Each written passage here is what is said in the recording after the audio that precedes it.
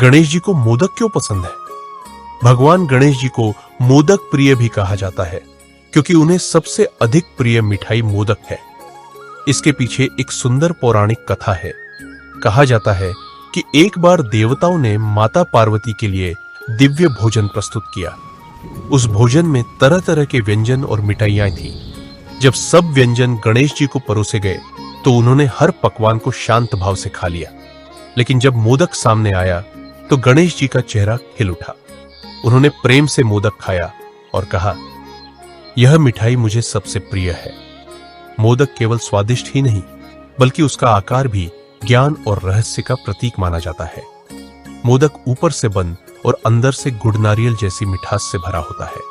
इसका अर्थ है बाहरी संसार भले ही कठोर लगे लेकिन अंदर का ज्ञान और सच्चाई मधुर और अमृतमय होती है। इसी कारण मोदक को ज्ञान का भंडार भी कहा जाता है। एक अन्य कथा के अनुसार एक बार ऋषि अत्रि और उनकी पत्नी अनसुया ने देवताओं को भोजन कराया।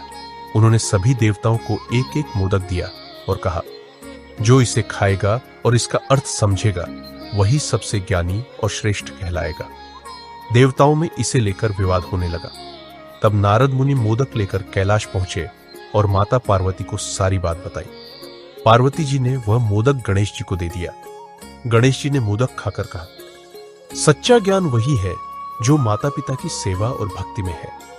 उनके इस उत्तर से सभी देवता संतुष्ट हो गए और मान गए कि गणेश जी ही सबसे बुद्धिमान और श्रेष्ठ है। तभी से मोदक उनका सबसे प्रिय भोग बन गया।